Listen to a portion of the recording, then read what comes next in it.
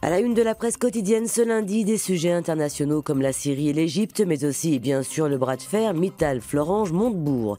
Si pour Le Monde, ArcelorMittal renonce au plan social et préserve ainsi les emplois des salariés de Florange, il n'empêche que Mittal sort gagnant de ce bras de fer et impose ses choix à Florange.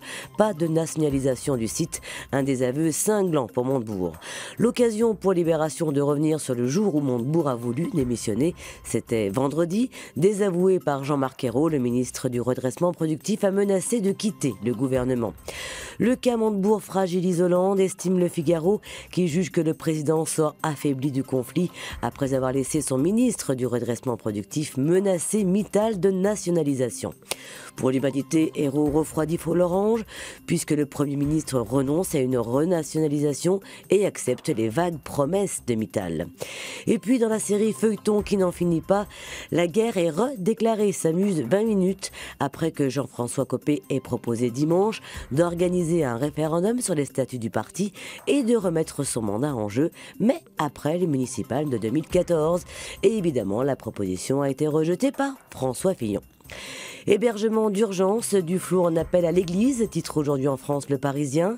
La ministre souhaite, je cite, un choc de solidarité pour assurer l'hébergement des plus démunis et réclame à l'Église de mettre à disposition ses bâtiments inutilisés à Paris. La guerre s'infiltre à Damas, constate La Croix, qui a dépêché une envoyée spéciale sur place. Celle-ci raconte que les habitants de la capitale syrienne se sentent pris en otage alors que les combats se rapprochent. L'Égypte se déchire, titre Métro, suite au bras de fer entre l'opposition et les partisans du président islamiste Morsi sur le projet de constitution. Enfin, l'équipe souligne que l'OM chante sous la pluie et il y a de quoi. Après leur précieux succès à Brest, les Marseillais s'installent seuls à la deuxième place de la Ligue 1, 2 points derrière Lyon.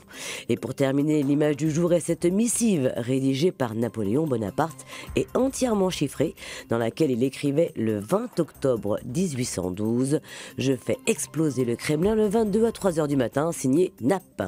Hier, lors d'une vente aux enchères, la lettre a été acquise pour 187 500 € par le Musée des Lettres et Manuscrits de Paris.